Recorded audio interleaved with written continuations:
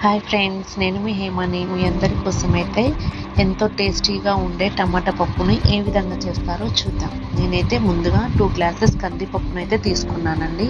అది శుభ్రంగా కడుక్కొని వాటర్ పోసి అయితే పెట్టాను. అందులోనే 6 టమాటాలు ఈ విధంగా కట్ చేసుకొని వేసేసాను. అలాగే ఒక 5-6 పచ్చిమిరపకాయలు ఈ విధంగా కట్ చేసుకొని వేసుకోండి. కొత్తిమీర అయితే కొంచెం ఎక్కువ క్వాంటిటీ తీసుకోండి, ఎందుకంటే పప్పు టేస్ట్ ఉండాలి అంటే కొత్తిమీర మస్ట్.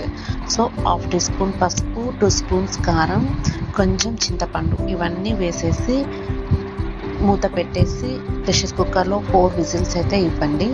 తర్వాత వేరే గిన్నెలో ఆయిల్ పోసేసుకొని ఎండుమిరపకాయలు, ఎల్లిపాయ, ఆవాలు, జీలకర్ర, పెసరపప్పు, మినపప్పు ఇవన్నీ కూడా వేసేసుకొని పోపు గింజలు మంచిగా బ్రౌనిష్గా అయ్యేదాకైతే వేపండి.